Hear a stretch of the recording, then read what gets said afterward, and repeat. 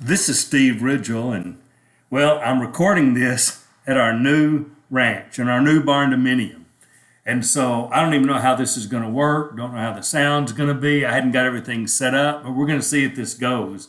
And I wanted to say a little bit about the house we lived in Abilene for 40 years. We raised our kids there. We moved there when our kids were maybe 5 and 7, and we've been there 40 years in that house.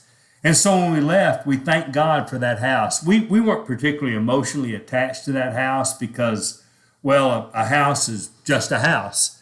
But it was a place that we did a lot of ministry out of. We grew a lot. We spent 40 out of our 50 years married there. So we thank God for giving us a house that let us raise a family in, that let us do ministry out of. And we're selling that house in Abilene. It's a good house. I hope a young family buys it because it'll really be a good thing for a young family. They could raise their kids in it. I hope Christians buy it so they can do kingdom ministry out of it like we did. But I also need to tell you this. We weren't particularly emotionally attached to that house. I mean, it was a suitable house. It was an adequate house. I didn't move out and think, oh, I'm going to miss this and miss that. And our backyard was fine, but you looked out and saw houses. And so we didn't necessarily have an emotional attachment.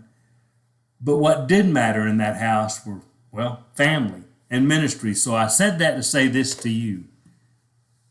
You know, whatever your house looks like, and that was a small house, about 1,600 square foot.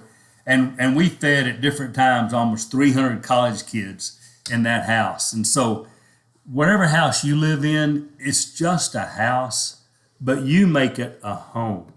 What you do with your marriage, how you raise your kids, whether you open your house up and do hospitality out of it, whether you do kingdom ministry out of it, that's what makes a house into a home.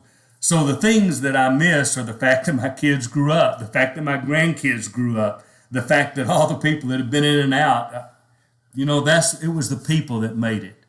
And so I'd encourage you, when you look at your brick and mortar, not to fall in love with the house. Though I got to tell you, I'll maybe the next video we'll talk about our barn dominium.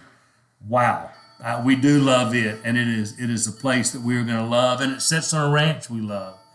But we're thankful for what God did, and when we sell that house, because we need it to pay for part of this, we're just thankful to God that He gave it to us, and we hope it blesses somebody else.